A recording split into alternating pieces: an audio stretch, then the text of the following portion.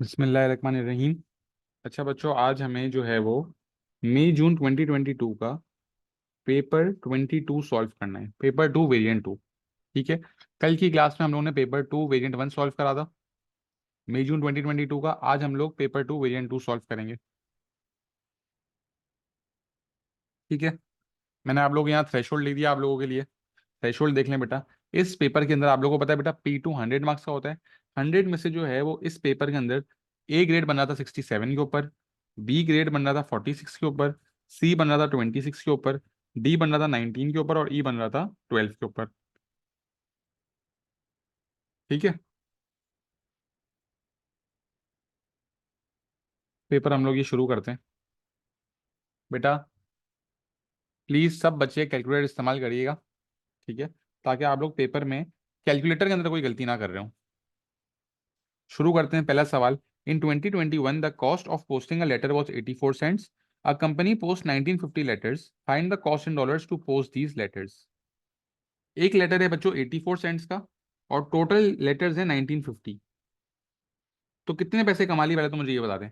84 multiply by 1950।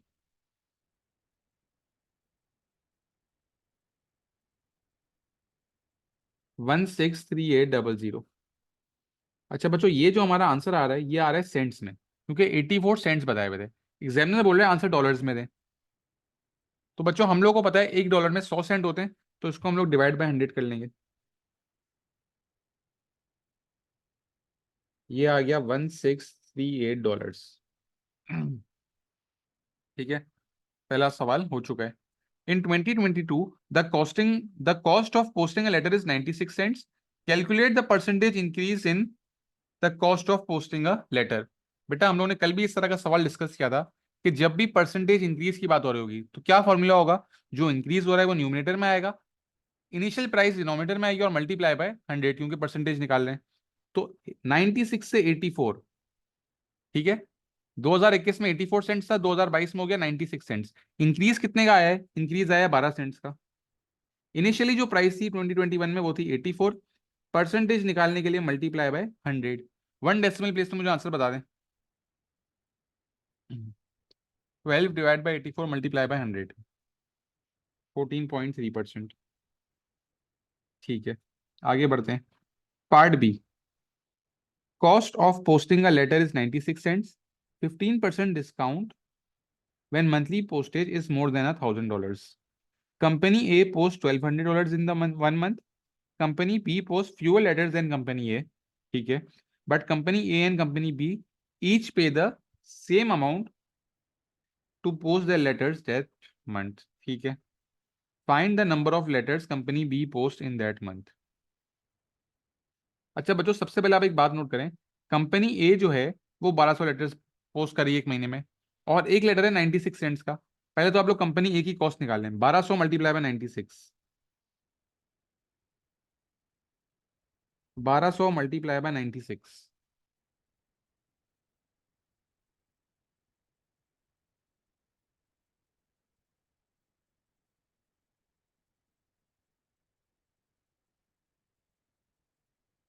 115200। ठीक है। अब अगर हम लोग इसको डिवाइड बाय 100 कर देंगे तो ये आ गया $1152।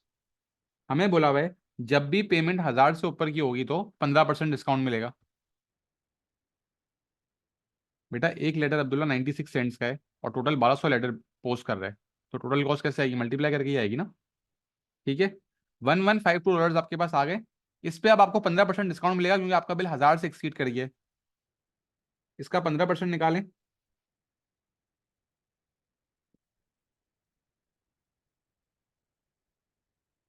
172.8।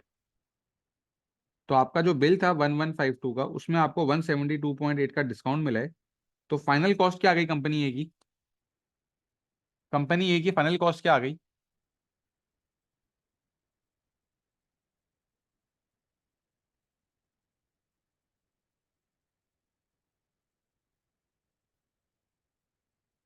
979.2। अब आपको बताया गया है कि कंपनी ए और कंपनी बी दोनों ने सेम अमाउंट पे करी है। दोनों ने सेम अमाउंट पे करी है, लेकिन कंपनी बी जो है उन्होंने कम लेटर्स पोस्ट करें। इसका मतलब क्या है, कंपनी बी का जो टोटल बिल है वो डायरेक्ट 979.2 बना होगा, तभी उनके लेटर्स कम होंगे ना, क्योंकि उनको जो है वो डिस्काउंट नहीं मिलेगा। उनका बिल ऑलरेडी 1000 से कम आ रहा होगा तो उनको डिस्काउंट नहीं मिला होगा। तो इनका बिल भी आ रहा है कंपनी बी का $979.2।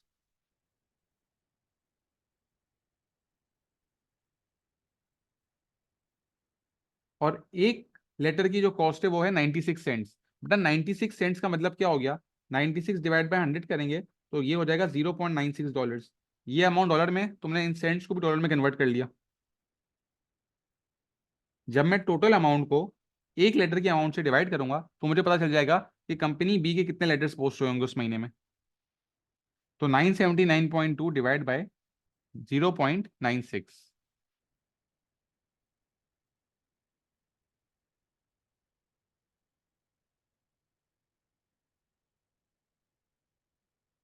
1020।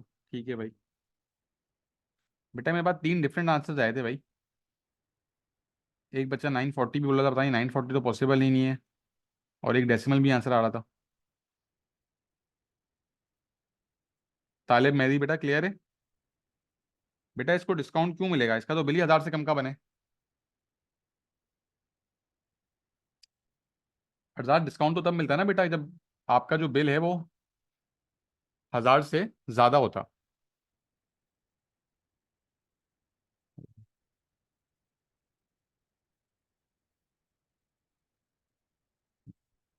तालिब बेटा आप वर्किंग गलत करो ना, बाकी सबको तो 1020 ही आ रहा है। आप कैलकुलेटर में सही से वैल्यू डालो ना बेटा, आपने कोई गलती करी होगी।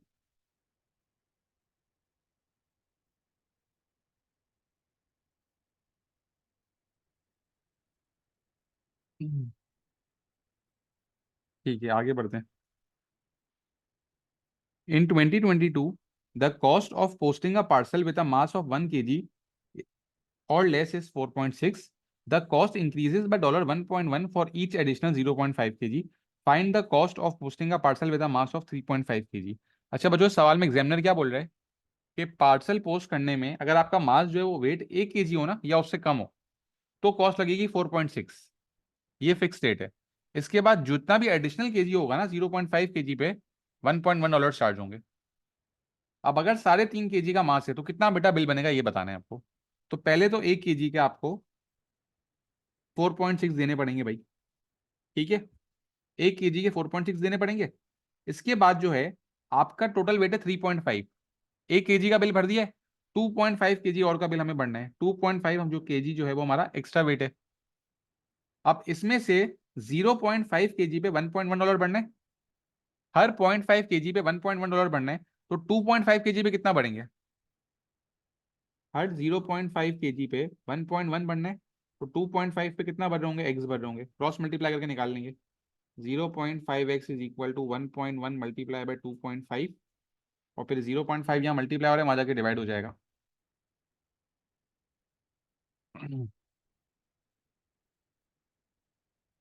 तो यह आप लोगों के पास कितना आ रहा है, 5.5। ठीक है, 1 kg की इनिशियल वैल्यू आ रही थी 4.6, और फिर अगले 2.5 kg के हमारे पास आ रहा है $5.5। तो टोटल कितना बिल बन गया, हमारा टोटल बिल बन गया 9 और 10.1। बेटा ये क्लियर है?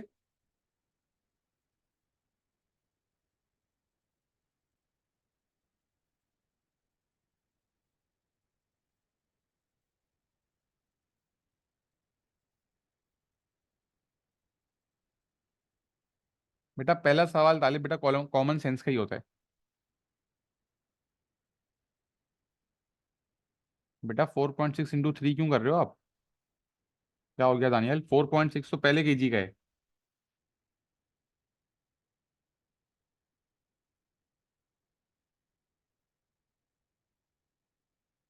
सिर्फ पहले केजी पे आप 4.6 इस्तेमाल कर सकते हो, बाकी हर 0.5 पे 1.1 लग रहा है। सवाल भी तो पढ़ो। Part D, the cost of posting parcels increases by 7.2%। After the increase the cost of parcel is 13.4। Find the original cost. अच्छा बच्चों, आपको ओरिजिनल कॉस्ट तो नहीं पता, लेकिन आपको क्या पता है, ओरिजिनल कॉस्ट जो है वो हमेशा 100% होती है। अब नई कॉस्ट आई है 13.4, और 7.2% इंक्रीज हुआ है। मतलब नई परसेंटेज होगी 107.2। फिर से बच्चों क्रॉस मल्टीप्लाई करेंगे, आंसर आ जाएगा 107.2x is equal to 13.4 multiply by 100। x is equal to 13.4 multiply by 100 divided by 107.2। बेटा फाइनल आंसर बता दें।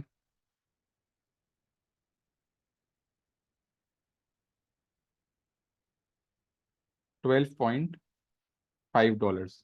तो आप देखें ये आपका 4 और 6, 10 मार्क का पहला एवरीडे मैथमेटिक्स का बेसिक सा क्वेश्चन आ चुका है जो हमने सॉल्व कर लिया। ठीक है, बहुत ही आसान सवाल था, 10 मार्क हो गए। Question number 2। बेटा ये अगर आपके पेपर में आ गया ना तो आप लोग का नसीब बहुत अच्छा होगा। एलजेब्रा का 9 मार्क का सवाल, कैलकुलेटर भी हाथ में, फ्री के मार्क्स हो गए भाई। ए की वैल्यू दी हुई है 3p plus Q. Find Q when A is 23 and P is 5। A is 23 and P is 5। तो बच्चों 5 3 आर 15। 15 यहाँ प्लस हो रहा है, वहां जाके माइनस हो जाएगा। क्यू की वैल्यू आ जाएगी हमारे पास 23 minus 15 which is 8। Part B बोल रहा है एक्सपेंड एंड सिंप्लीफाई। एक्सपेंड का क्या मतलब है, मल्टीप्लाई करेंगे, और फिर सिंप्लीफाई का मतलब जो चीज जिससे ऐड हो रही होगी उसको ऐड कर लेंगे। तो 2 into 2x is 4x, 2 into 5 is 10, 3 into x is 3x, 3 into minus 6 is minus 18, 4x plus 3x is 7x, 10 minus 18 is minus 8। 5y plus 3 is equal to 1। 3 यहाँ प्लस हो रहा है, वहां जाके माइनस हो जाएगा। 5y is equal to -2, y is equal to -2 upon 5। तो -0.4 आ गया भाई। फैक्टराइज। बेटा पार्ट डी में क्या होगा?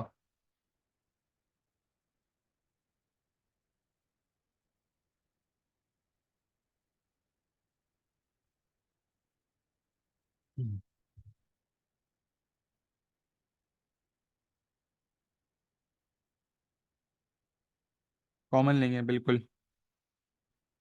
तो 4r को जब हम कॉमन लेंगे तो क्या बचेगा बच्चों हमारे पास? 3r minus 2s।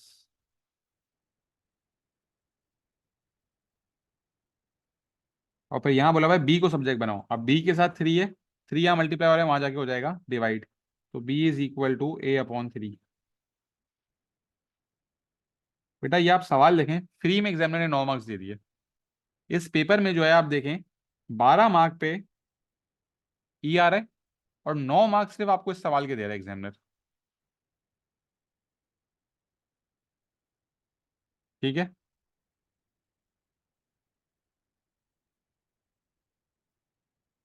इससे ज्यादा आप लोगों को क्या चाहिए और?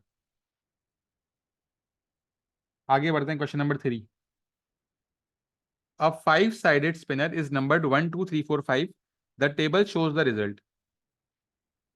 200 बार फेंका गया, फ्रीक्वेंसी आपको दी हुई है। अब pie chart is drawn, calculate the angle of sector representing the number 4। बेटा हम लोग ने पाई चार्ट जब पढ़ा था तो मैंने आप लोग को क्या सिखाया था कि हम लोग एंगल किस तरह निकालते हैं। अब 4 की बात हो रही है, तो 4 के कितनी फ्रीक्वेंसी है 4 की? 35। डिवाइड किससे करते हैं? डिवाइड करेंगे टोटल से। 35 डिवाइडेड बाय 200, और मल्टीप्लाई किससे होगा बच्चों? पाई चार्ट में सर्कल होता है जिसका एंगल होता है 360। आंसर आप लोग बता दें। नहीं बेटा अब्दुल्ला जरूरी नहीं है। 35 divided by 200 multiply by 360।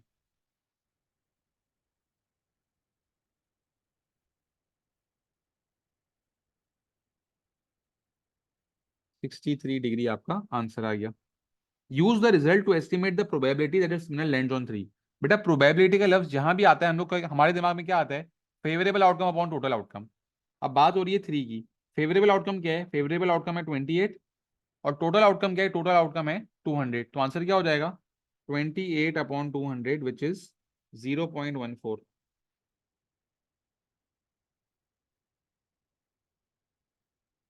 Use the result to estimate the probability that the spinner lands on a number that is a factor of 30। Factor of 30। अच्छा बच्चों हमारे पास यहाँ 5 नंबर हैं, फैक्टर ऑफ 30 का मतलब क्या है? 30 उस नंबर से डिवाइड हो रहा हो। क्या 30 डिवाइड बाय 1 होता है बच्चों?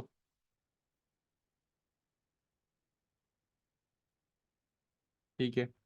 30 डिवाइड बाई 2 15, ये भी फैक्टर है। 30 डिवाइड बाई 3 10, ये भी फैक्टर है। 30 डिवाइड बाई 4 नहीं होता, ये फैक्टर नहीं है।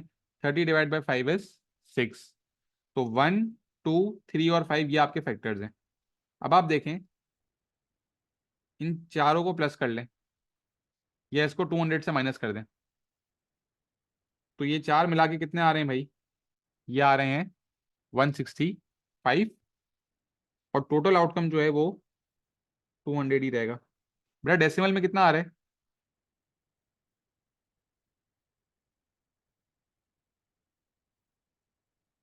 0.825। ठीक है। Part D, the spinner is spun 3000 times, estimate the number of times that it lands on an even number. अच्छा भाई, अभी जब 200 दफा फेंका गया तो इवन नंबर पे कितनी दफा आ रहा था? हमारे पास 2 इवन है और 4 इवन है, तो 19 प्लस 35 54 दफा इवन नंबर पे आ रहा था। 200 में से 54 दफा इवन नंबर पे आ रहा था, तो 3000 में कितनी दफा आएगा? x दफा आएगा। क्या करेंगे बच्चों? Cross multiply.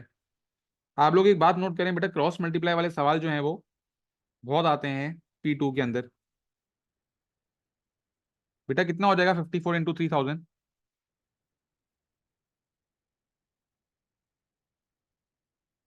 और फिर जरा डिवाइड कर दें, 1620 डिवाइड बाई 2, 810। ये हमारा क्वेश्चन नंबर 3 भी कंप्लीट हो चुका है। बेटा आसान पेपर लग रहा है ना? मुश्किल तो नहीं है पेपर? ऐसे ही पेपर आएगा इंशाल्लाह आप लोग उसमें भी। ठीक है।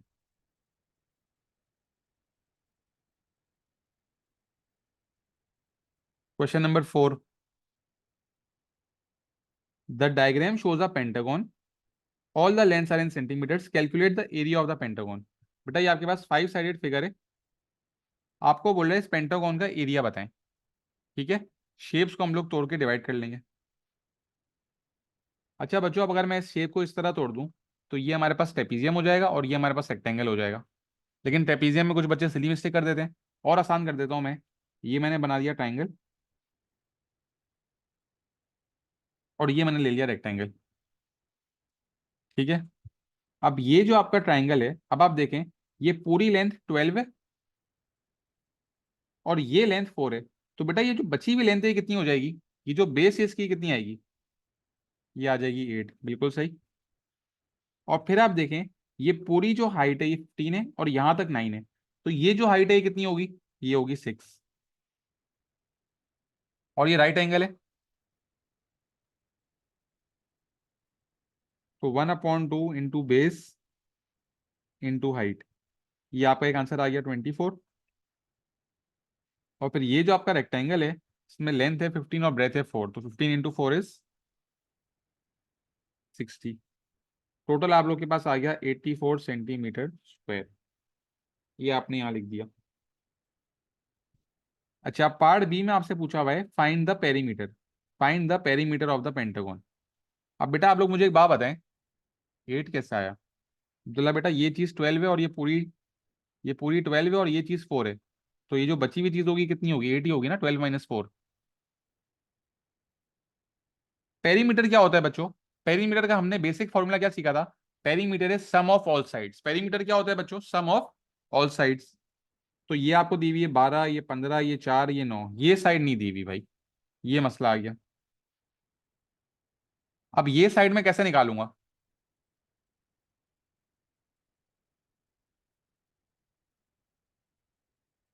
Very good, Pythagoras theorem. एक साइड 8 दी हुई, एक साइड 6 दी हुई है। राइट एंगल के सामने वाली साइड हमें नहीं पता, इसको एक्स ले लेते हैं। तो A square plus B square is equal to C square. C क्या होगा? 90 के सामने एक्स है, तो 6 square plus 8 square is equal to X square. ये हो गया 36 plus 64 is equal to X square, which is 100। X क्या आ जाएगा भाई? एक्स आ गया हमारे पास 10। तो बेटा 12 प्लस 15 प्लस 4 प्लस 9 प्लस 10 कितना हो गया भाई?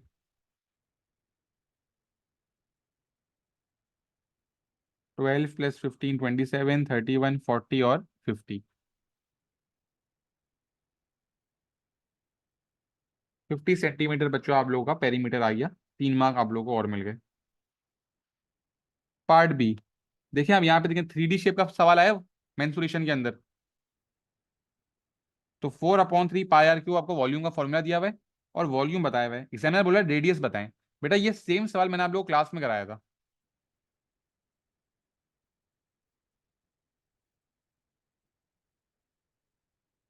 नान बेटा वो कोसाइन रूल में होता था। ये पाइथागोरस थ्योरम है। अब आप लोगों ने क्या करा, आप लोगों ने वॉल्यूम का फॉर्मूला लिखा 4/3 pi R cube is equal to 2572। 3 यहाँ डिवाइड हो रहा है, वहां जाके मल्टीप्लाई हो जाएगा। 4 यहाँ मल्टीप्लाई हो रहा है, वहां जाके डिवाइड हो जाएगा। बेटा कितना आ रहा है? Pi R cube is equal to 2572 multiply by 3 divided by 4।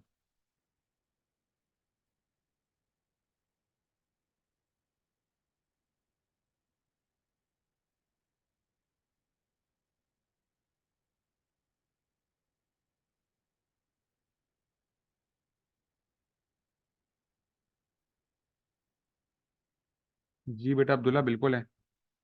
1929 पाए वहां जाके डिवाइड हो जाएगा और फिर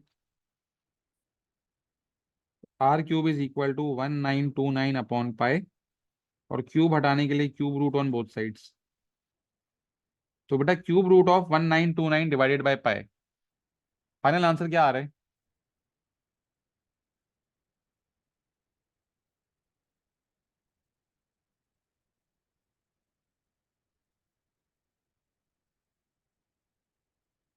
8.5 सेंटीमीटर। 3 के 3 मार्क और।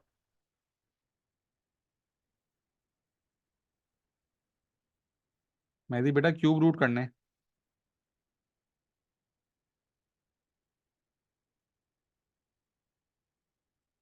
पार्ट सी पे आए। A cuboid has dimensions 2/6/22.5। Calculate the surface area of the cuboid. अब देखिए क्यूबॉइड के सरफेस एरिया का फॉर्मूला आप लोग को याद होना चाहिए। क्या फॉर्मूला था बच्चों? 2LB plus 2LH plus 2BH। Length हो गई, ब्रेथ हो गई। बल्कि अगर आप सवाल में देखें तो 22.5 जो है वो लेंथ है, 6 ब्रेथ है और 2 जो है वो हाइट है। अगर आप लोग इन वैल्यूज को मिक्स भी कर दें तो कोई मसला नहीं है, आंसर सेम ही आएगा। 22.5 ब्रेथ 6 प्लस 2 लेंथ 22.5 है, हाइट 2 है।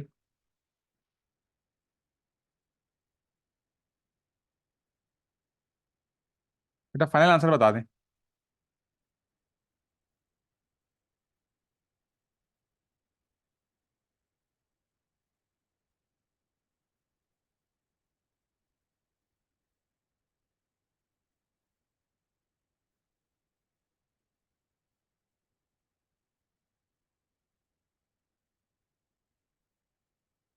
384 आंसर है। बेटा मेरे पास काफी डिफरेंट आंसर्स आ रहे हैं। 2-3 बच्चों के डिफरेंट आंसर्स आए हैं। बेटा आप लोग देखें आप लोग क्या गलती कर रहे हैं। पहले इसको अलग मल्टीप्लाई करें, इसको अलग मल्टीप्लाई करें, इसको अलग मल्टीप्लाई करें। सबके आंसर्स को नोट डाउन करें और फिर ऐड करें तो सही आंसर आएगा। और बेटा मैं देख रहा हूँ काफी बच्चे का आंसर्स नहीं दे रहे हैं। अगर आप लोग कैलकुलेटर इस्तेमाल नहीं कर रहे हो कोई फायदा नहीं है बेटा क्लास लेने का। आप लोग सो जाओ, एक काम करो क्लास नहीं लो।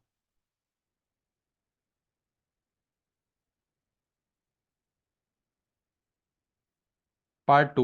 अ cube of edge X centimetre has the same surface area as the cuboid. बोला भाई क्यूब का और क्यूबॉइड का सरफेस एरिया सेम है। Form an equation in X and find the length of the cube. अब बेटा cube क्या था? क्यूब का सरफेस एरिया क्या था? 6 multiply by area of square. तो 6 multiply by x square. 6L square formula था। लेंथ हमें दी हुई है एक्स, तो 6x स्क्वायर हो गया which will be equal to 384। क्योंकि आपको बोला हुआ है कि जो एरिया है सरफेस एरिया वो दोनों का सेम है।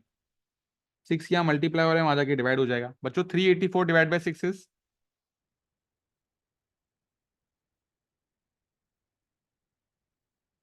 और फिर square root on both sides. तो लेंथ आ गई आपके पास 8।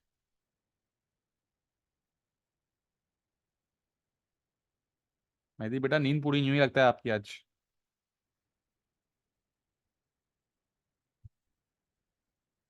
ठीक है। पार्ट बी में आपको बोला था कि क्यूब और क्यूबॉइड का सरफेस एरिया सेम है। क्यूबॉइड का सरफेस एरिया यहाँ से आ गया 384।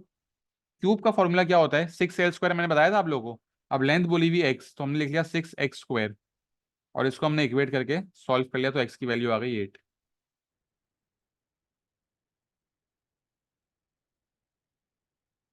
क्वेश्चन 5 की तरफ जाते हैं। A group of students each complete a puzzle. The table shows the time T seconds each student takes to complete the puzzle. ठीक है भाई।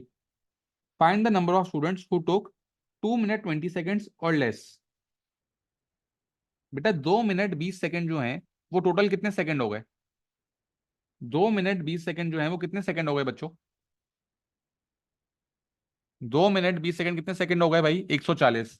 2 मिनट होते हैं 120 सेकंड, और ये 20, 120 और 20 140 सेकंड। अब आपको बोला भाई 140 सेकंड से कम, 140 सेकंड से कम, तो ये बच्चे होंगे भाई। कितने बच्चे आ गए ये? 13 और 26, 39। Very good. Part 2 mean. Estimate the mean, 3 mark का। बेटा ऑलमोस्ट हर दफा एग्जामिनर स्टैटिस्टिक्स में ये मीन आपसे 3 मार्क का पूछता है, ये ग्रुप डेटा के अंदर। ठीक है। तो ग्रुप डेटा में क्या फॉर्मूला है भाई?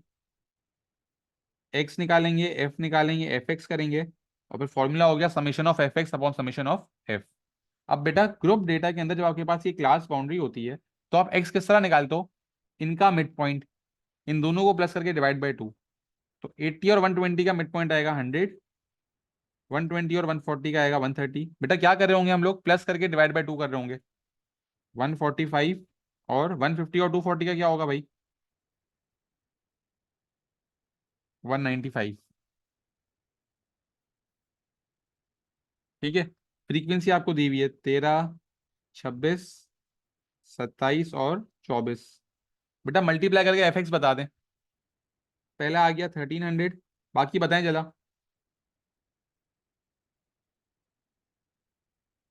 बेटा 130 × 26,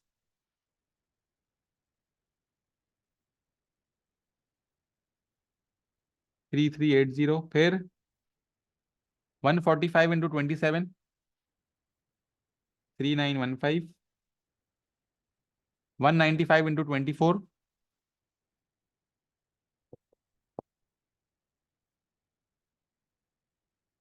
4680। सर ये 130 किस? मलाइका बेटा वैल्यूज को प्लस करा और डिवाइडेड बाई 2 करा। इनको प्लस करा डिवाइड बाई 2 करा, इनको प्लस करा डिवाइड बाई 2 करा, इनको प्लस करा डिवाइड बाई 2 करा। इस तरह एक साथ है ना। एक दफा कॉपी रिवाइज कर लेना। अब एफ एक्स को और एफ को प्लस कर लेंगे भाई।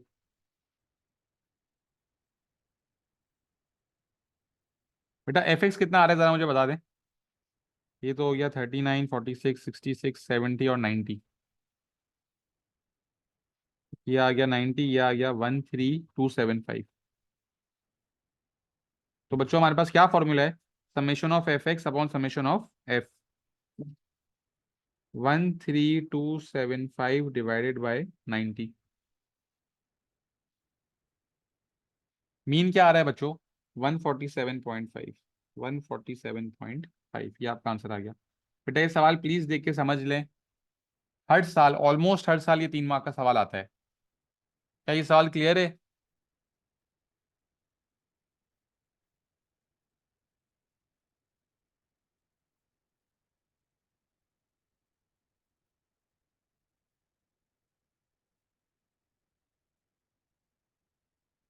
ठीक है, पार्ट बी पे आते हैं। A group of adults also completed this puzzle. The cumulative frequency is given. ठीक है। Use the cumulative frequency diagram to complete the frequency table. और ज्यादा बेटा बीच में प्लस होगा। Upper class boundary plus lower class boundary दोनों को प्लस करेंगे, फिर डिवाइड बाई 2 कर रहे होंगे। अच्छा बेटा अभी इस सवाल पे आ जाए। अभी ये सवाल समझ लें। मुझे ये बताएं बेटा, क्यूमुलेटिव का मतलब क्या होता है? क्यूमुलेटिव का मतलब क्या है बच्चों? Very good. क्यूमुलेटिव फ्रीक्वेंसी का मतलब है ऐड करना। अब आप देखें, नॉर्मल सवालों में क्या होता था, फ्रीक्वेंसी दी हुई होती थी, हम उसको प्लस करते थे तो क्यूमुलेटिव फ्रीक्वेंसी आती थी। अब यहाँ एग्जामिनर ने सवाल उल्टा कर दिया है, एग्जामिनर ने क्यूमुलेटिव फ्रीक्वेंसी का कर्व बना के दे दिया है, और एग्जामिनर बोल रहे हैं फ्रीक्वेंसी बताओ। फ्रीक्वेंसी से क्यूमुलेटिव फ्रीक्वेंसी जाने के लिए हम लोग ऐड करते थे, तो क्यूमुलेटिव फ्रीक्वेंसी से फ्रीक्वेंसी आने के लिए हम लोग क्या कर रहे होंगे बच्चों, माइनस कर रहे होंगे। ये बात समझ आ रही है? फ्रीक्वेंसी को जब ऐड करते थे तो हमारे पास आती थी क्यूमुलेटिव फ्रीक्वेंसी। अब अगर क्यूमुलेटिव फ्रीक्वेंसी दी हुई है और एग्जामिनर पूछ रहे हैं फ्रीक्वेंसी बताओ, तो हम क्या कर रहे होंगे, माइनस कर रहे होंगे। ठीक है, अब ये देखते हैं भाई। बोला भाई 50 से 100 में फ्रीक्वेंसी 8 है, 50 से 100 में फ्रीक्वेंसी है 8। ठीक है भाई, फिर 100 से 150 में फ्रीक्वेंसी कितनी होगी, तो 150 पे जो है फ्रीक्वेंसी आ रही है 30, क्यूमुलेटिव फ्रीक्वेंसी 30 आ रही है। तो बच्चों फ्रीक्वेंसी कितनी होगी, यहां पर हमारे पास फ्रीक्वेंसी कितनी आएगी बच्चों, 22। Very good. जो वैल्यू है इनको माइनस कर देंगे। दानियल बेटा मैंने क्या बताया, क्यूमुलेटिव फ्रीक्वेंसी से अगर फ्रीक्वेंसी पे जा रहे हैं तो माइनस कर रहे होंगे। ठीक है, तो 30 - 8 इज 22। ये फ्रीक्वेंसी आ गई मेरे पास 22। फिर 150 to 200, 200 पे क्या आ रहा है भाई, 200 हमारे पास कहाँ है, 200 ये रहा।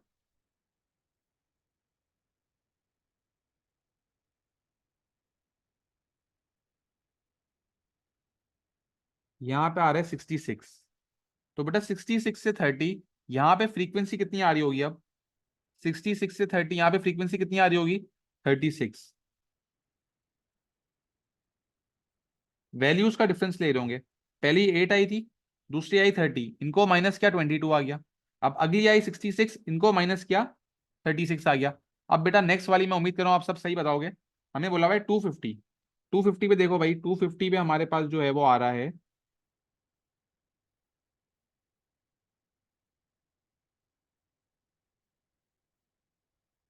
112। तो बच्चों 112 - 66 क्या आ जाएगा अब हमारे पास, 46। Very good. और फिर आखिरी में आप देख लें, आखिरी में हमारे पास कितना गैप है, 120 से 112 में 8 का गैप है। वेरी गुड बेटा मन्नान, क्या बात करी आपने। क्यूमुलेटिव फ्रीक्वेंसी में ऐड ही करते हैं, लेकिन यहाँ पे बेटा हमसे फ्रीक्वेंसी मांगी है मन्नान। तो क्यूमुलेटिव फ्रीक्वेंसी से फ्रीक्वेंसी पे जाएंगे तो क्या करेंगे, माइनस करेंगे। ठीक है, अब use the cumulative frequency diagram to estimate the median. बच्चों मीडियन क्या था, मीडियन होता है मिडिल नंबर, मतलब 50%। 120 है, 50% निकाल लेंगे 120 का, ये आ जाएगा 60। 60 पे देखते हैं भाई क्या वैल्यू आ रही है हमारी।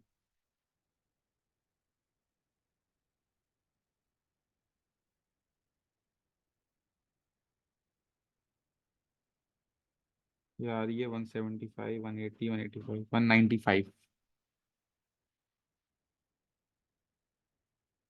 195। ठीक है, ये आपका आंसर आ गया। अच्छा बच्चों, अब पार्ट 3 जो है ना, ये थोड़ा टेक्निकल सवाल है, ये समझें आप। 55% of adult took between 125 seconds to k seconds to complete the puzzle.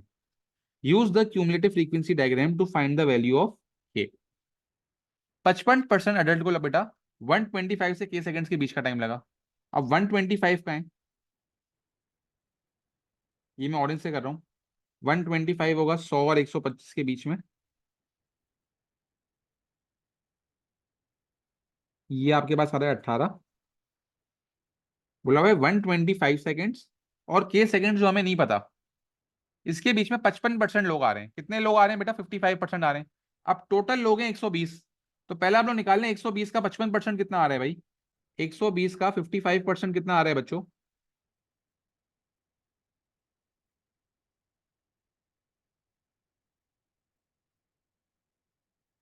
ये आ रहा है 66।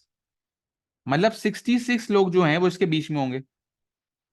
अब ये वैल्यू आपको 18 दी हुई है, तो बेटा ऊपर वाली वैल्यू हम क्या लेंगे, अगर बीच में मुझे 66 लोग चाहिए, तो यहाँ पे मेरे पास वैल्यू 18 आ रही थी, ऊपर वाली वैल्यू में क्या ले रहा हूँ, 18 प्लस 66 विच इज 84। तो यहाँ पे 84 है, 84 पे देख लें भाई क्या वैल्यू आ रही है।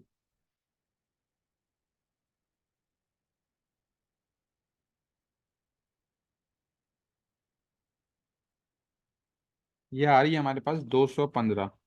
तो बच्चों के की वैल्यू क्या होगी, के की वैल्यू हमारे पास आ जाएगी 215।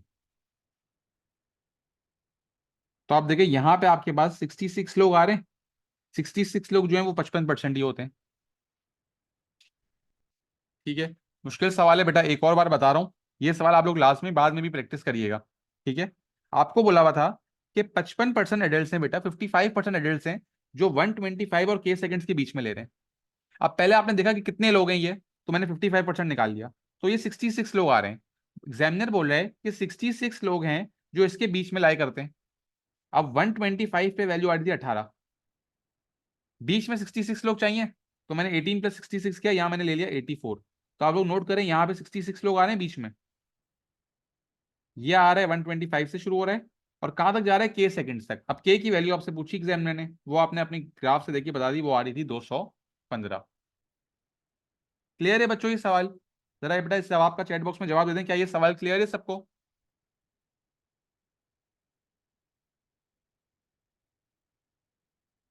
दानियाल फरजाद बेटा क्लियर है? ठीक है,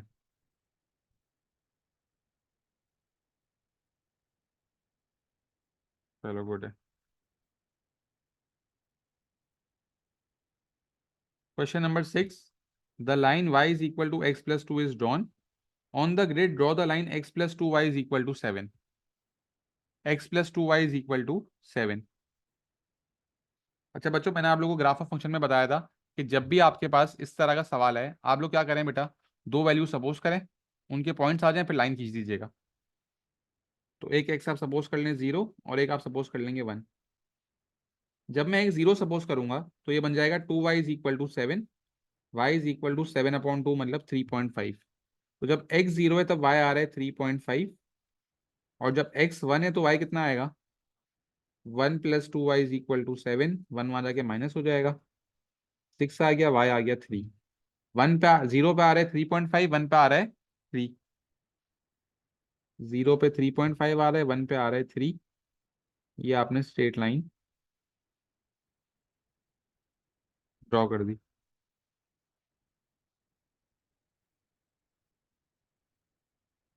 ठीक है, अब आपसे बोला हुआ है use your graph to find the solution of the simultaneous equations. Use your graph to find the solution of the simultaneous equations. बेटा साइमल्टेनियस इक्वेशन जब हम लोग सॉल्व करते थे, वो 3 मार्क का सवाल आता था, यहाँ पे 1 मार्क का दिया हुआ है, हमें यहाँ सॉल्व नहीं करना, ग्राफ से देखिए बताना है कि क्या सोल्यूशन होंगे। तो बेटा साइमल्टेनियस इक्वेशन जब हम लोग सॉल्व करते थे, तो जो आंसर आता था वो क्या होता था, साइमल्टेनियस इक्वेशन सॉल्व करते थे तो हमारा जो आंसर आता था बच्चों, वो क्या होता था, वो होता था पॉइंट ऑफ इंटरसेक्शन। तो आप लोग ग्राफ से देखिए बता दें कि पॉइंट ऑफ इंटरसेक्शन क्या आ रहा है, पॉइंट ऑफ इंटरसेक्शन आ रहा है 1,3। तो एक्स हो गया 1 और वाई हो गया 3। बेटा ग्राफ किस तरह बनाया मैंने एक्स 0 और x 1 की वैल्यू सपोज कर ली, यहाँ पे मैंने एक्स की जगह 0 डाला, वाई आया 3.5, एक्स डाला 1, वाई आया 3। दो पॉइंट्स आ गए, दो पॉइंट्स लेके मैंने स्ट्रेट लाइन ड्रॉ कर दी। ठीक है, जहां पे ये लाइन इंटरसेक्ट करी थी वो हमारा आंसर हो जाएगा सोल्यूशन का, point of intersection. Part C पे जाते हैं। The region R is defined by these inequalities, shade and label the region R. Y is less than X plus two, X plus two की line बच्चों ये रही, less than का मतलब क्या होगा, इस लाइन के नीचे, तो ये जगह आ रही है और ये जगह आ रही है। फिर बोला हुआ X plus two Y is greater than 7, X plus two Y is greater than 7, greater का मतलब इस लाइन के ऊपर, तो ये पॉइंट जो है ये इग्नोर हो जाएगा। और फिर बोला हुआ है एक्स इज लेस देन 5। बेटा एक्स इज इक्वल टू 5 की लाइन किस तरह बनेगी, एक्स की लाइन किस तरह बनती है बच्चों, वर्टिकल या horizontal? X is equal to 5 की लाइन बनेगी बेटा, बिल्कुल सही बोल रहे हैं, वर्टिकल बनेगी।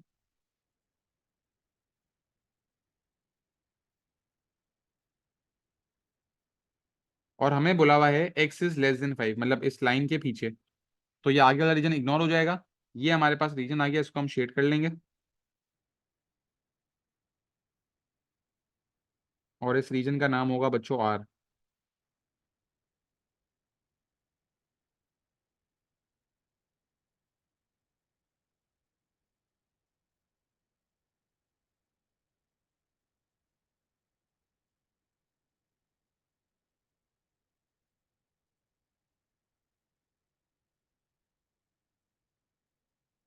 ये हमारा रीजन आ गया आर।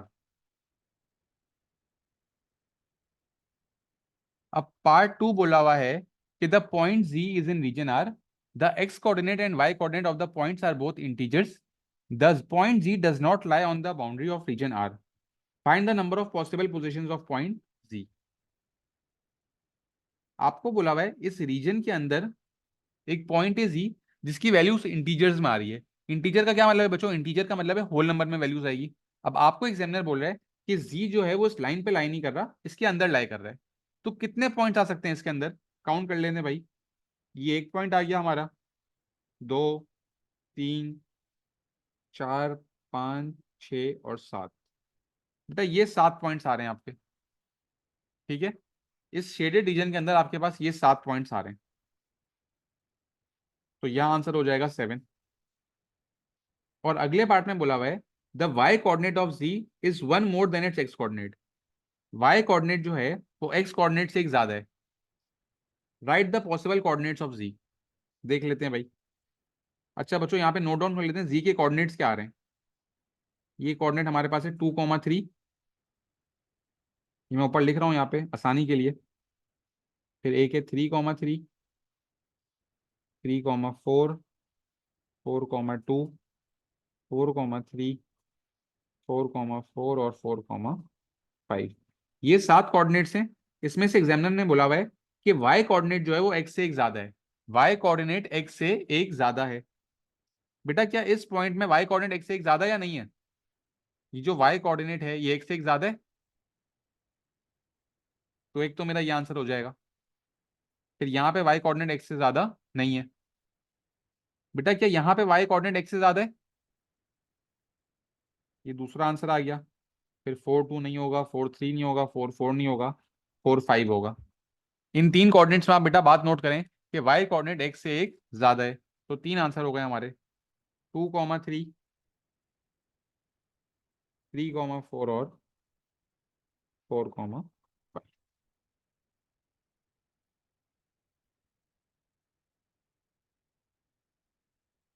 ये आपका आंसर आ गया। क्वेश्चन नंबर 6 भी कंप्लीट हो चुका है।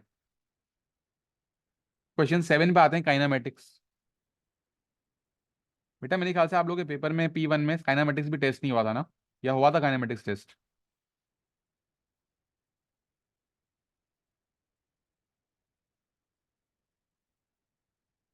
ठीक है। अच्छा बेटा ये सवाल भी सही सही से देखें आप लोग जरा। स्पीड टाइम ग्राफ दिया हुआ है, पहले पार्ट में मांगी एक्सेलरेशन। बेटा प्लीज सब बताएं स्पीड टाइम ग्राफ में एक्सेलरेशन किस तरह आती है? स्पीड टाइम ग्राफ में एक्सेलरेशन किस तरह आती थी बच्चों?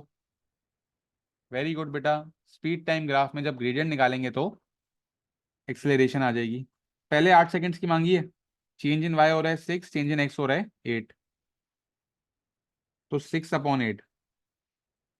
बेटा आप लोग के पास कैलकुलेटर होगा, 6/8 को कैलकुलेटर में डालेंगे, आप लोग के पास डेसिमल में आंसर आ जाएगा 0.75।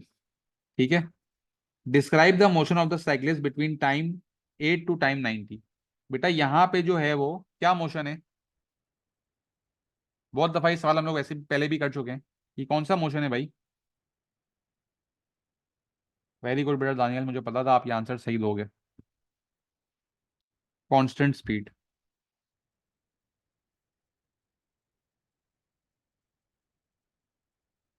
Constant speed. Part 3, the distance travelled is 558, find the value of T. Mehdi बेटा आपका आंसर भी सही है, अगर आप लिखोगे नो एक्सेलरेशन वो भी सही होगा। नो एक्सेलरेशन लिखना, जीरो एक्सेलरेशन लिख देना। अब आपको डिस्टेंस दिया हुआ है। बेटा स्पीड टाइम ग्राफ में डिस्टेंस कैसे आता था? हम लोग निकालते थे एरिया। आसान तरीका क्या है? ये एक शेप कर लो भाई A1, ये कर लो A2 और ये कर लो A3।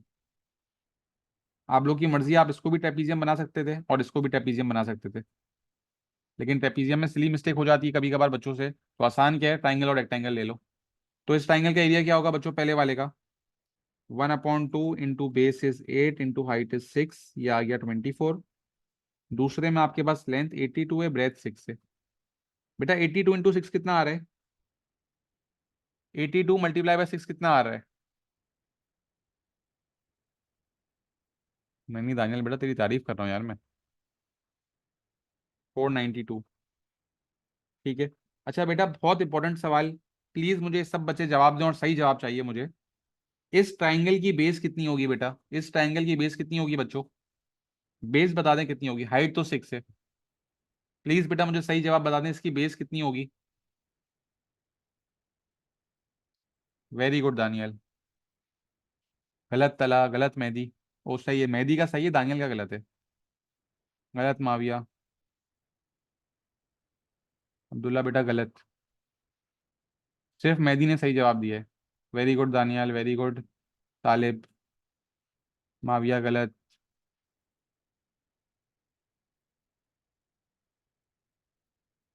बेटा अगर ये एक बेसिक सा सवाल होता ना जिसमें यहाँ पे 100 लिखा हुआ था, तो आप लोग बोलते सर बेस 10 है, बेस 10 है। ठीक है, ये बात आप लोग बोलते, किस तरह बोलते बेटा आप लोग ये बात, इस वैल्यू को इससे माइनस करते। तो बेटा अब क्या बेस होगी, t-90 होगी ना, 90 - t कैसे हो सकता है बेटा, आप छोटी वैल्यू को बड़ी वैल्यू से कैसे माइनस कर सकते हो। जो वैल्यू यहाँ पे लिखी होगी उसको आप इससे माइनस करोगे ना मेरे बच्चों। कितनी दफा ये सवाल आया है बेटा जिसमें एक अननोन वेरिएबल होता है, तो t-90 होगा। प्लीज बेटा ये पेपर में गलत नहीं करिएगा। तो 1/2 इंटू बेस हमारे पास है 6, बेस है t-90 और हाइट है 6। 6 3 2 3 jar 2 1 jar, 3 into 3 is 3t - 270।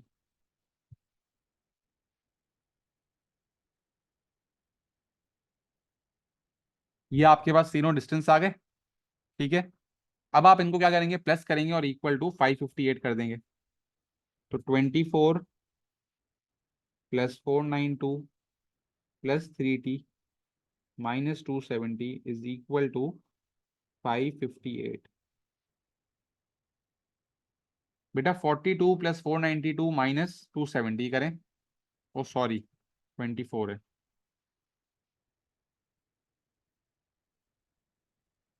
24 +492 -270 कितना आ रहा है, 24 +492 -270।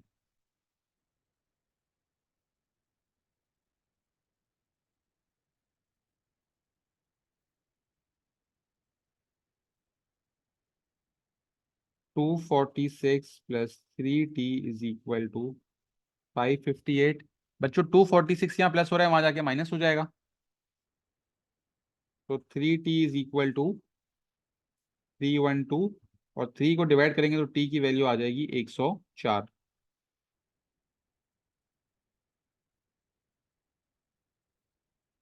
अच्छा बेटा, पेपर में एक बात नोट करिएगा कि ये जो ग्राफ है ना, ये सेंस बनना चाहिए।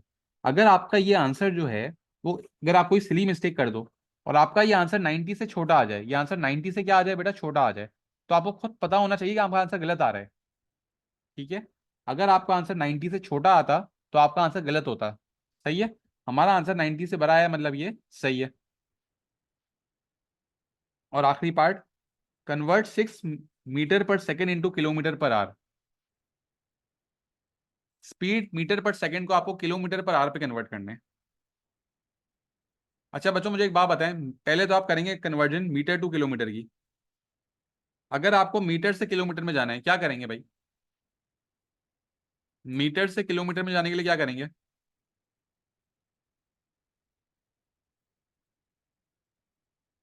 डिवाइड करेंगे, बिल्कुल सही। किससे डिवाइड करेंगे, 1000 से। और सेकंड से आर में जाने के लिए क्या करेंगे बच्चों, स्पीड होता है डिस्टेंस अपॉन टाइम, डिस्टेंस की कन्वर्जन हो गई ऊपर, अब टाइम की नीचे हो रही होगी। टाइम क्या है भाई, 60। सेकंड से मिनट में जाने के लिए 60 करेंगे, और फिर मिनट से आर में जाने के लिए 60 करेंगे। तो यहाँ डिवाइड हो रहा है, ऊपर आके क्या हो रहा होगा, मल्टीप्लाई आ रहा होगा। तो मल्टीप्लाई बाय 3600। बेटा ये आप याद कर लें कि मीटर पर सेकंड में जब आपके पास स्पीड आई हुई है तो मीटर से किलोमीटर में जाने के लिए डिवाइड बाय 1000 और सेकंड से आर में जाने के लिए मल्टीप्लाई बाय 3600।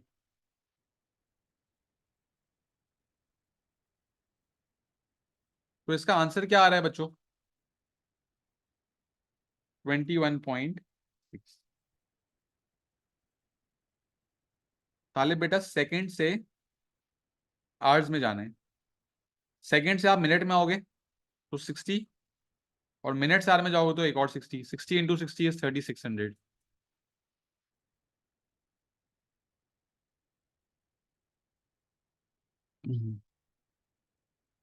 बेटा डिवाइड होगी तो आंसर आए, तो मल्टीप्लाई हो रहा होगा ना।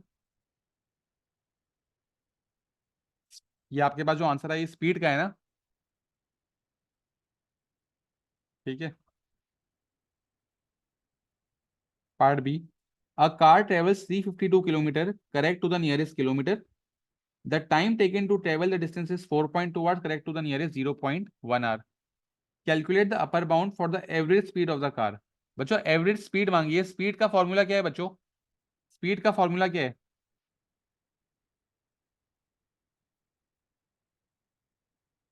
बेटा करेक्ट टू नियरेस्ट का मतलब है अपर बाउंड लोअर बाउंड का सवाल है। Speed is equal to distance upon time. अब बेटा मैंने आप लोगों को क्या सिखाया था कि जब भी आपके पास फॉर्मूला बन रहा होगा, अब आपसे मांगा है स्पीड का अपर बाउंड, तो यहाँ पे अपवर्ड्स एरो बनेगा। अब जब डिवाइड हो रहा होता है बच्चों तो डिस्टेंस में क्या होगा? डिस्टेंस में न्यूमरेटर में सेम एरो होगा और डिनोमिनेटर में ऑपोजिट एरो होगा। मतलब मुझे डिस्टेंस का अपर बाउंड चाहिए और टाइम का लोअर बाउंड चाहिए। यहाँ पे एक्यूरेसी दी हुई है किलोमीटर, नंबर नहीं लिखा हुआ, मतलब हम लोग 1 सपोज कर लेंगे। यहाँ पे 0.1 दिया हुआ है। एरर कैसे आएगा? Divide by 2। 1 divide by 2 is 0.5। 0.1 divide by 2 is 0.05। तो speed is equal to distance कितना हो जाएगा? अपर बाउंड लेना है तो 352 प्लस 0.5 इज 352.5, और टाइम का लोअर बाउंड लेना है तो 4.2 माइनस 0.05 इज 4.15। बेटा स्पीड कितनी आ गई 1 डेसिमल में बता दें। स्पीड का अपर बाउंड क्या आ रहा है हमारे पास? ये सेम सवाल बेटा हम लोगों ने क्लास में भी किया हुआ है, अगर आप लोगों को याद हो तो मैंने सेम एग्जाम्पल कराई थी क्लास में। 84.9।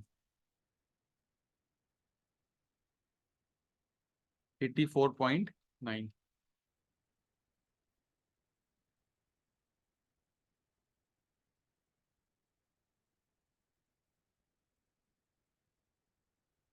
क्वेश्चन 8 पे आते हैं, मैट्रिक्स का सवाल। नहीं बेटा फरजाद 1 डेसिमल में आंसर देंगे ना, डेसिमल में आ रहा है तो। The matrix A satisfy the following equation, find the value of A. बेटा ये मैट्रिक्स यहाँ पे प्लस हो रहा है, वहां जाके माइनस हो जाएगा, तो -3 यहाँ बच गया। 5 3 -4 -1 -2 3 5 और 2। तो -3a is equal to 5 -2 is 3। 3 -3 is 0। -4 -5 is -9। -1 -2 is -3। अब बच्चों ये -3 यहाँ मल्टीप्लाई हो रहा है, वहां जाके डिवाइड हो जाएगा। अब अगर माइनस की साइन के साथ डिवाइड हो रहा है तो सबकी साइनें चेंज हो रही होंगी। 3/3 इज 1, लेकिन साइन क्या हो जाएगी बच्चों? 3 डिवाइड बाई -3 इज -1। 0 तो 0 ही रहेगा। -9/-3 इज 3। -3/-3 इज 1। तो एक आंसर क्या आ गया बच्चों? -1 0 3 और 1। पार्ट बी में बोला हुआ है डिटर्मिनेंट दिया हुआ है, find P and hence write down the inverse. बेटा डिटर्मिनेंट किस तरह आता है? A D minus B C, A D minus B C. तो 2p माइनस बी सी आ रहा है -8 is equal to 2। Minus minus plus हो जाएगा। 2p इज इक्वल टू -6 और p इज इक्वल टू -3। अब p की वैल्यू आ गई डिटर्मिनेंट की मदद से। अब हमें निकालना है इनवर्स। बेटा इनवर्स का क्या फॉर्मूला है? 1/डिटर्मिनेंट, तो 1/डिटर्मिनेंट हमारे पास दिया हुआ है 2 मल्टीप्लाई बाय एडजॉइंट। बच्चों एडजॉइंट क्या होता है, ए और डी जगह स्विच कर लेंगे तो पी ऊपर चला जाएगा, -3 ऊपर आ गया, 2 नीचे आ गया, और बी और सी साइन चेंज कर लेंगे, ये +2 हो गया और ये -4 हो गया। तो आंसर क्या हो गया, 1/2, -3, 2, -4 और 2। कोई मसला बच्चों, कोई सवाल?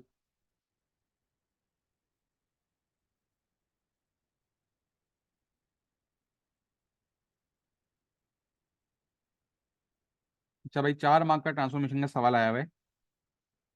शेप ए से बी जा रहा है। Describe fully the single transformation that maps A to B. बेटा क्या शेप का साइज चेंज हो रहा है? साइज चेंज नहीं हो रहा। Does it look like a drag? बेटा क्या ये ड्रैग हो रहा है?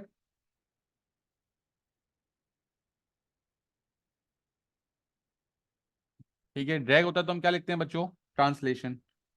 ट्रांसलेशन लिख दी भाई। वेक्टर क्या आ रहा है? ट्रांसलेशन वेक्टर क्या आ रहा है? अगर मैं ए से बी जा रहा हूं तो 1 2 3 4 लेफ्ट, 1 2 3 ऊपर। 4 लेफ्ट का मतलब बच्चों -4, 3 ऊपर का मतलब +3। The transformation represented by matrix -2 0 0 2 maps A onto C, draw and label shape C. बेटा मुझे एक बात बताएं, ये मैट्रिक्स किसे रिप्रेजेंट कर रहा है? मैंने आप लोगों को एक बात बताई थी कि 1 के अलावा अगर कोई और नंबर लिखा हुआ होगा मैट्रिक्स में तो क्या मतलब है, किसे रिप्रेजेंट कर रहा होगा? Very good Muawiya. 1 के अलावा बच्चों कोई भी नंबर लिखा हुआ होगा मैट्रिक्स में तो वो किसे रिप्रेजेंट करता था?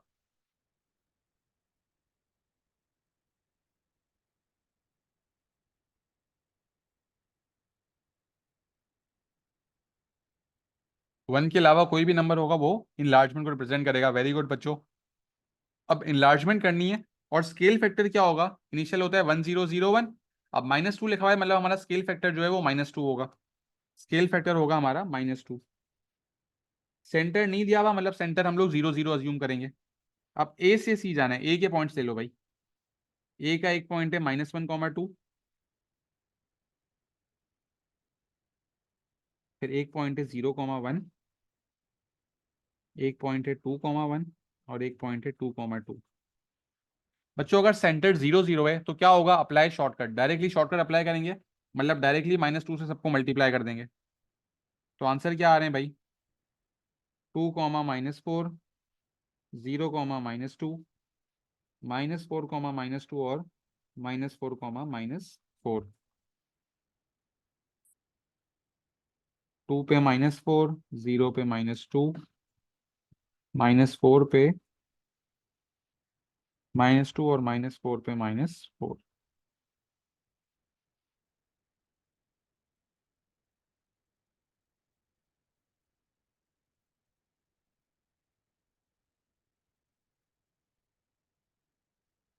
ये हो गया शेप सी।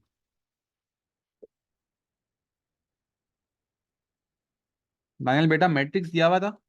मैट्रिक्स में क्या होता है, 1001 के अलावा अगर आपके पास नंबर 1 के अलावा कोई आ रहा हो। अब जितने भी शॉर्टकट है रिफ्लेक्शन और रोटेशन के, उसमें नंबर 1 1 या -1 या 0 होता था। अगर 1 के अलावा या कोई नंबर आ रहा है तो इसका मतलब क्या, इनलार्जमेंट हो रही है, और जो नंबर लिखा होगा वो आपका स्केल फैक्टर बन गया। अब सेंटर तो दिया हुआ नहीं था बेटा, तो डायरेक्ट हमने स्केल फैक्टर से पॉइंट्स को मल्टीप्लाई करा तो हमारे नए पॉइंट्स आ गए, उनको मैंने प्लॉट कर लिया। ठीक है बेटा।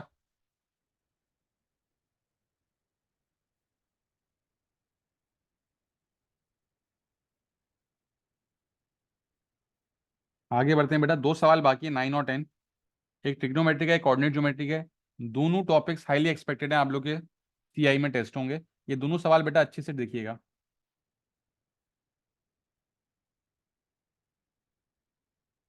बेटा पेपर तो ऐसे ही आता है फरजाद भाई। अच्छा भाई, ये सवाल देखें पहला। P Q is a vertical pole, a rope is attach to the point at P at the ground R, P R दिया हुआ है, आर क्यू दिया हुआ है, एक एंगल दिया हुआ है। Show that P Q is 16.7। बेटा दो साइडें दी हुई हैं, राइट एंगल ट्राइंगल है। पी क्यू कैसे निकालेंगे बच्चों, पी क्यू किस तरह फाइंड आउट करेंगे हम लोग? पाइथागोरस थ्योरम, बिल्कुल सही। A² + B² = C²। सी क्या होगा, राइट एंगल के सामने वाला मतलब 20। तो 11 का स्क्वायर प्लस पी क्यू का स्क्वायर इज इक्वल टू 20 का स्क्वायर, तो पी क्यू का स्क्वायर हो जाएगा 400 और ये वहां जाके माइनस हो जाएगा 121, और फिर हम लोग कर देंगे स्क्वायर रूट। बेटा स्क्वायर रूट ऑफ 400 माइनस 121 कितना आ रहा है? यही सेम आंसर आ रहा है क्या? चेक कर लें। तो एग्जामिनर ने बोला है 2 डेसिमल में आंसर दें और शो कर दें, तो शोन। ठीक है, पार्ट बी पे आते हैं। A second rope is attach from point P to S, P Q S is 90, R S is 30, the angle of elevation of P from S is 36। बेटा एंगल ऑफ एलिवेशन का क्या मतलब है? Elevation का मतलब है नीचे से ऊपर, तो पी से एस पे एंगल ऑफ एलिवेशन क्या होगा? ये होगा। ये एंगल आपको दिया हुआ है 36 डिग्री। अब आपको निकालना है R Q S. R Q S का मतलब आपको ये वाला एंगल फाइंड आउट करना है। ये आपको 30 दिया हुआ है, ये आपको 11 दिया हुआ है। अच्छा ये साइड मिसिंग है। पी क्यू आपने पार्ट वन में निकाल लिया, ये आया था 16.7। बेटा अगर मुझे ये साइड पता चल जाए तो तीनों साइडें आ जाएंगी, और तीनों साइडें आ जाती हैं तो हम लोग कोई भी एंगल फाइंड आउट कर सकते हैं कोसाइन रूल से। बेटा एंगल ऑफ एलिवेशन बोला हुआ है ना, पी से एस तो एंगल ऑफ डिप्रेशन होगा, ये तो ऊपर से नीचे हो गया, नीचे से ऊपर जाएगा ना एलिवेशन तो। अब आपको ये साइड निकालनी है। अब बेटा आप लोग एक बात नोट करें, ये एक राइट एंगल ट्राइंगल है। इस राइट एंगल ट्राइंगल की मदद से मैं वाली साइड निकाल सकता हूँ। एंगल के सामने क्या होता है बेटा? एंगल के सामने क्या होता है? एंगल के सामने बेटा ऑपोजिट होता है। एंगल के सामने क्या होता है? ऑपोजिट। और जिस लाइन पे एंगल और 90 लाई करते हैं, ये कौन सी लाइन है भाई?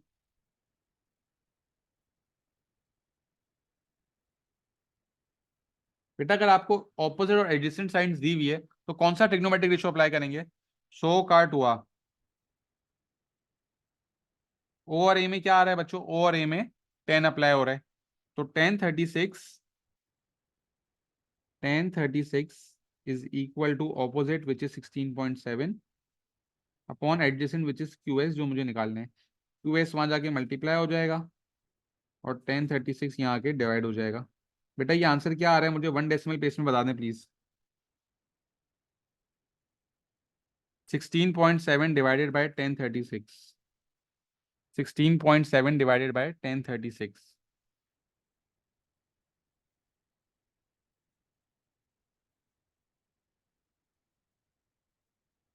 22.0 बोल रहा है कोई, 22.98 बोल रहा है।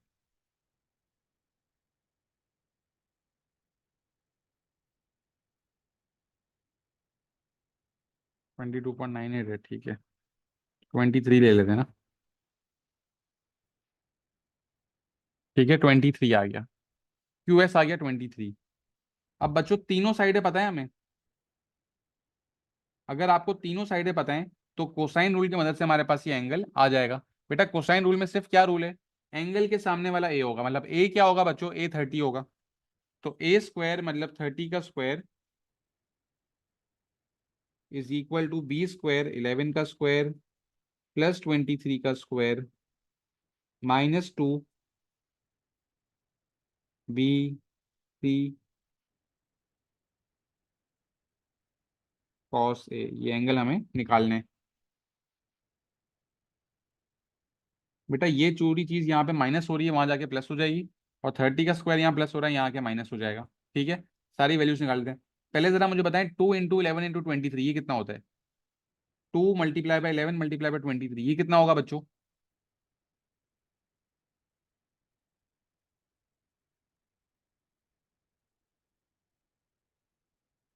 506। ये 506 कॉस एक्स यहाँ पे माइनस हो रहा है, वहां जाके प्लस हो जाएगा, तो 506 कॉस एक्स मैंने वहां ले गया मैं। फिर 11 का स्क्वायर होता है 121। 23 का स्क्वायर कितना है बच्चों? 23 का स्क्वायर कितना आ रहा है?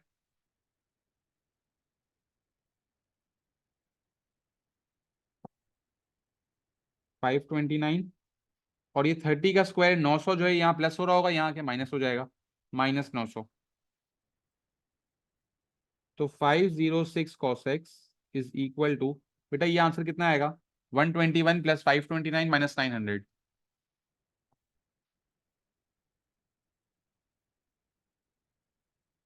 -250 आ गया। और ये 506 वहां प्लस हो रहा है, यहाँ आके डिवाइड हो जाएगा। बेटा जो भी आंसर आएगा उसको हम लोग क्या कर देंगे, कॉस इनवर्स कर देंगे। x is equal to cos inverse -250 upon 506। One decimal place में बेटा फाइनल आंसर बता दें, कॉस इनवर्स -250 डिवाइड बाय 506।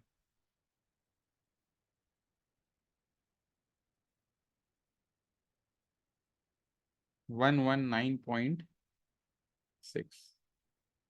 इसके 5 मार्क मिल गए।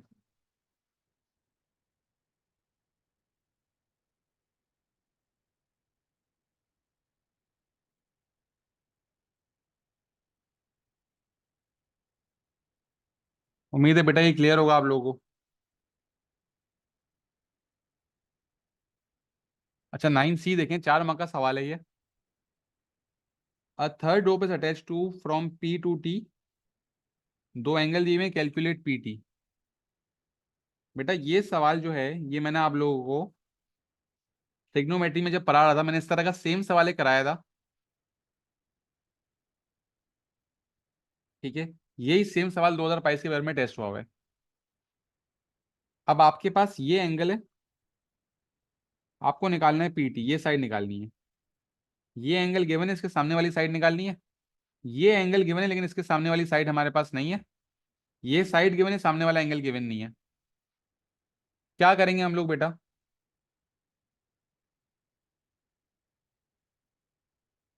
Very good. सबसे पहले हम लोग ये वाला एंगल निकाल सकते हैं। ये एंगल किस तरह आएगा, इन दोनों एंगल्स को 180 से माइनस कर देंगे। ये एंगल हमारे पास आ गया 43 डिग्री। अब एक एंगल आ गया जिसके सामने वाली साइड गिवन है, दूसरा एंगल आया हुआ है, इसके सामने वाली साइड मुझे निकालनी है। क्या अप्लाई होगा बच्चों, साइन रूल, बिल्कुल सही। तो 16.7 upon sine 43 is equal to x upon sine 97। ये साइन 97 यहाँ डिवाइड हो रहा है, वहां जाके मल्टीप्लाई कर देंगे। X is equal to 16.7 sine 97 upon sine 43। क्या आंसर आ रहा है भाई,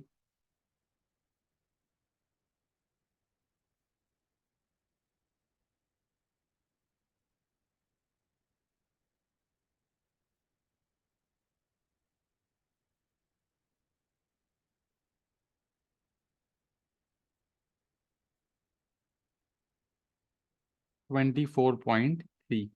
फरजाद बेटा आपका आंसर गलत आ रहा है, बाकी सब बच्चों का 24.3 आ रहा है।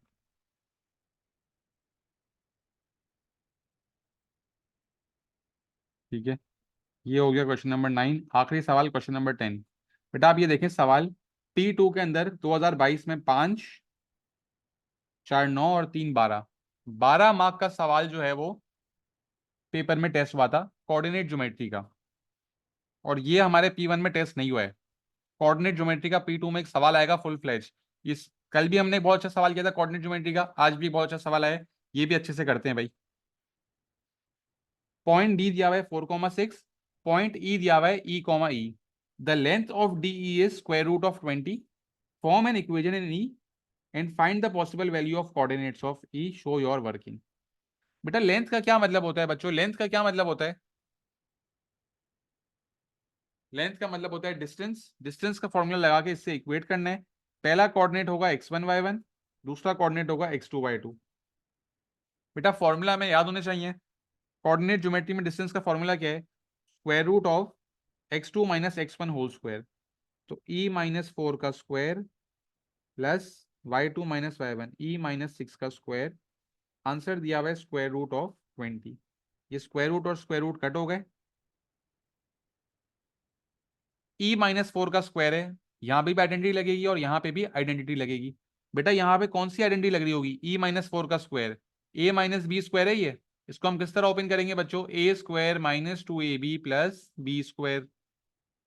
ठीक है, ये देखें भाई, A square minus 2 A B plus B square, ये एक आ गया।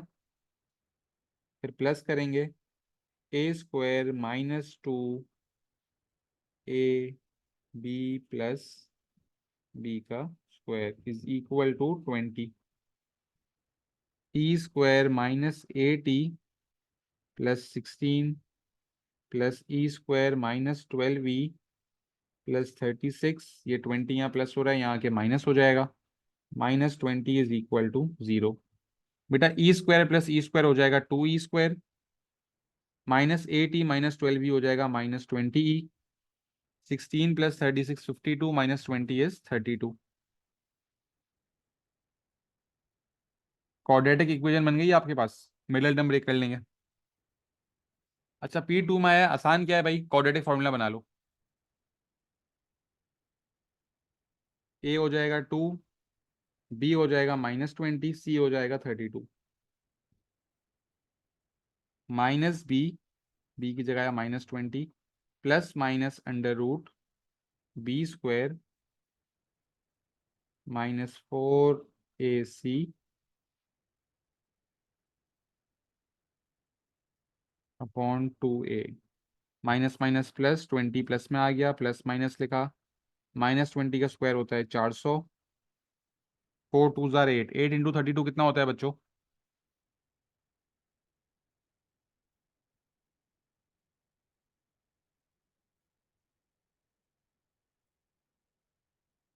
256 अपॉन 2 2 जार 4।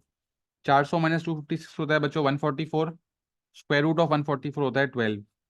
तो 20 plus 12 upon 4 comma 20 minus 12 upon 4। तो ये क्या हो गया 32 अपॉन 4 विच इज 8, और 20 minus 12 is 8, 8 upon 4 is 2।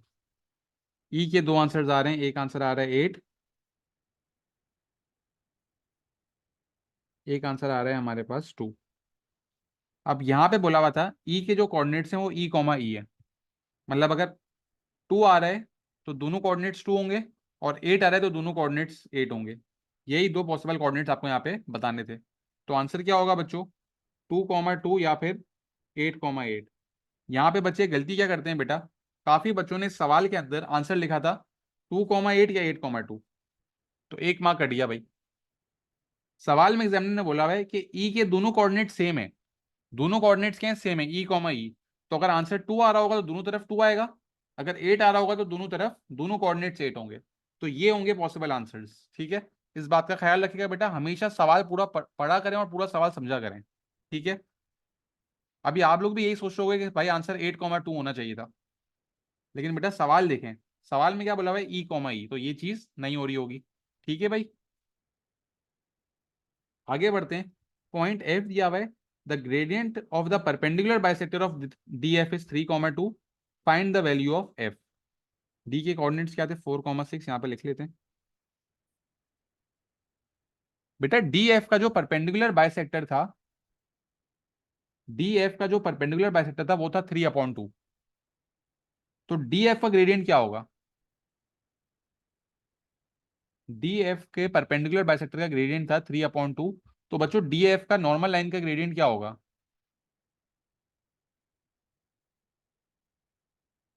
D F के नॉर्मल लाइन का ग्रेडियंट क्या होगा बेटा, सब प्लीज जवाब दें। ठीक है बेटा, सही जवाब। परपेंडिकुलर बाइसेक्टर के लिए हम लोग हमेशा ग्रेडियंट को नेगेटिव रेसिप्रोकल करते थे, तो 3/2 आवा है, मतलब असल ग्रेडियंट होगा -2/3।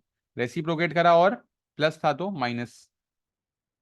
डी एफ का जो ग्रेडियंट है वो है -2/3, और पॉइंट्स हमारे पास दिए हुए हैं भाई, x1 y1 x2 y2।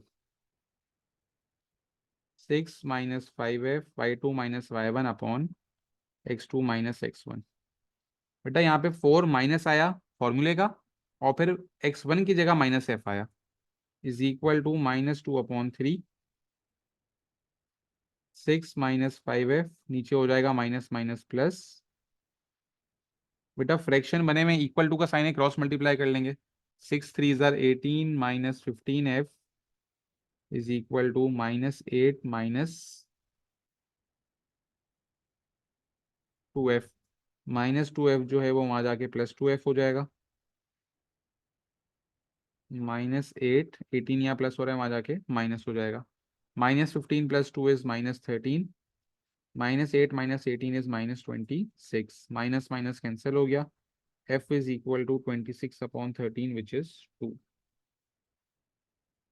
f हमारे पास बच्चों आ गया 2। कोई मसला बच्चों, कोई सवाल?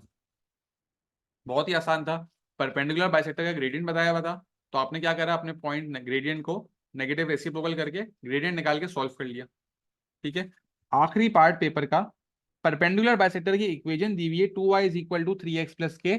Find the value of K की वैल्यू निकालनी है। अब बेटा हमें पता है कि जब भी कुछ इस तरह की इक्वेशन दी हुई होती है जिसमें एक कांस्टेंट होता है, तो वो वैल्यू हम किस तरह निकालते हैं? कोऑर्डिनेट्स को, इक्वेशन के कोऑर्डिनेट्स को इक्वेशन में सब्स्टिट्यूट कर देंगे एक्स और वाई की जगह, तो के की वैल्यू आ जाएगी। अच्छा आप लोग मुझे एक बात बताएं, क्या ये डी और एफ, इनमें से मैं कोई कोऑर्डिनेट यहाँ पे सब्स्टिट्यूट कर सकता हूँ? क्या मैं डी और एफ में से कोई पॉइंट यहाँ पे सब्स्टिट्यूट कर सकता हूँ बेटा?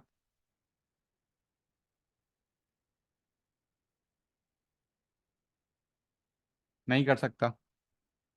बिल्कुल सही बेटा दानियल, वेरी गुड। हम क्या करेंगे, हम डी एफ के मिड पॉइंट को सब्स्टिट्यूट करेंगे, क्योंकि परपेंडिकुलर बाइसेक्टर की जो इक्वेशन है वो मिड पॉइंट की मदद से बनती थी। ठीक है, परपेंडिकुलर बाइसेक्टर में सबसे पहले हम बच्चों हम लोग मिड पॉइंट निकाल देते और मिड पॉइंट की मदद से इक्वेशन बनाते थे। तो यहाँ पे अगर मुझे कोई पॉइंट सब्स्टिट्यूट करना है, तो वो मिड पॉइंट होगा डी एफ का। डी या एफ में से मैं कोई पॉइंट सब्स्टिट्यूट नहीं कर सकता, तो मुझे मिड पॉइंट निकालना पड़ेगा। अब डी के कोऑर्डिनेट्स हैं 4,6। एफ के कोऑर्डिनेट्स क्या हो जाएंगे? -2 और 5 2 10। अब मिड पॉइंट निकाल लेते हैं डीएफ का। मिड पॉइंट का क्या फॉर्मूला है बच्चों? x1 + x2/2, y1 + y2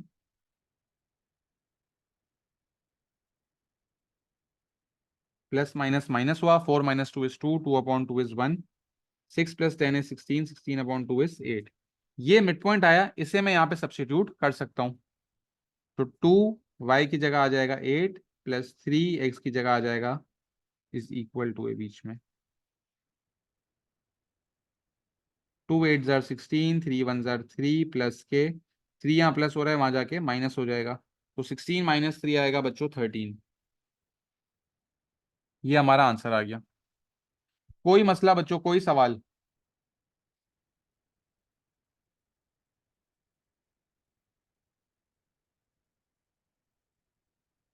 paper complete हो गया, पूरे 100 मार्क मिल चुके हैं। इस तरह का बेटा पेपर आएगा, और आप ये देखें कि इस इतने आसान पेपर में भी आप लोगों के पास जो है वो 33 मार्क्स का लेवरेज है ए के लिए, और आधे से भी कम पे बी बन रहे। ठीक है, सी की तो बात ही नहीं करनी चाहिए इस पेपर पे।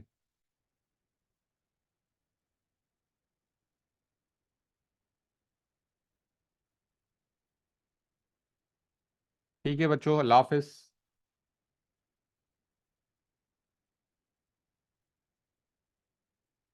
क्या हो गया दानियल बेटा, सो रहे थे क्या क्लास के अंदर? ये आया क्वेश्चन नंबर 4, 2 मार्क, 3 5, 3 8, 11, 14 मार्क का मेंसुरेशन का सवाल आया था भाई। ठीक है बेटा फरजाद, मिलते हैं कल इंशाल्लाह।